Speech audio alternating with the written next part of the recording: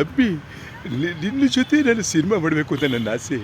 ಭಾಳ ಭಾಳ ಭಾಳ ಭಾಳ ದಿನಗಳ ಆಸೆ ಇತ್ತು. ಆದರೂ ಆದರೂ ಅದು ಆಸೆ ಒಡ ಹುಟ್ಟಿದವರು ಸಿನಿಮಾ ಮೂಲಕ ಭಾಳ ಭಾಳ ಭಾಳ ನನಗೆ ನನ್ನ ಆಸೆ ಪೂರ್ತಿ ಆಯಿತು ಅಂತ ನನ್ನ ಮನಸ್ಸಿನ ಭಾವನೆ.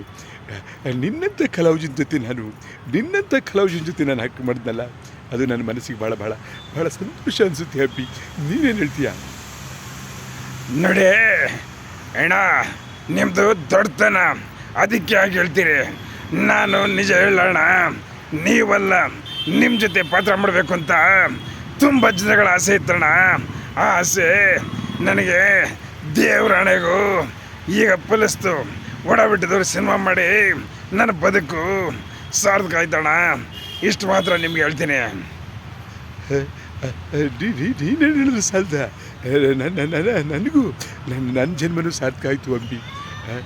ಏ ಬಾಬಾ, ಈಗ ಹೆಚ್ಚಿಗೆ ಸಾಕು, ವಿಶ್ರಾಂತಿ ತೊಗೊಳ್ಳೋಣ ಬಾ, ರೆಸ್ಟ್ ತೊಗೊಳ್ಳೋಣ, ಆಮೇಲೆ ಮಾತಾಡೋಣ ಬಾ. ಏನಂತೀಯ?